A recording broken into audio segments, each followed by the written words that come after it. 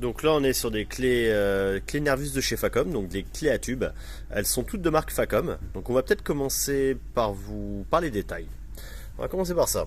Donc là la plus grande on est sur du 26, 25, 24, 23, 22, 21, 20, 19, 18, 17, 16, 15, 14, 12, 18. Vous pouvez voir que donc de mémoire ça en fait donc 2, 4, 6, 8, 10, 12, 14, 16. On est sur un jeu de 16 clés.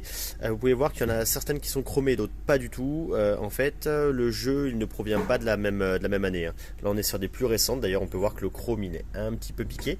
Toutes les autres il n'y a pas de chrome mais elles sont quand même en bon état. Alors en fait on va pas... Elles sont en bon état, je pense qu'on peut quand même les restaurer un petit peu. Un petit bain de coca ou de WD-40 leur ferait pas de mal.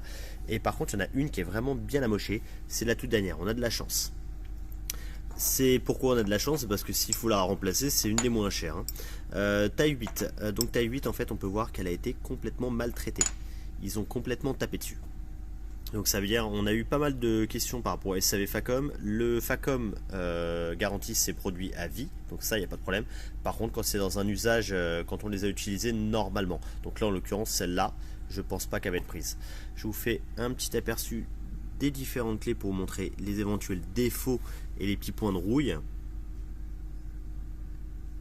Encore une fois, comme on l'a dit, on peut les restaurer, les frotter, les mettre un petit peu dans le coca, ça va pas leur faire de mal. On voit aussi qu'il y a un petit peu de rouille à l'intérieur. Bon après elles ont été entreposées depuis pas mal de temps dans un garage. Là ici, et pareil ici. C'est pas méchant, on les a pas du tout nettoyés, mais là si on frotte un petit peu ici, ça va tout nous enlever.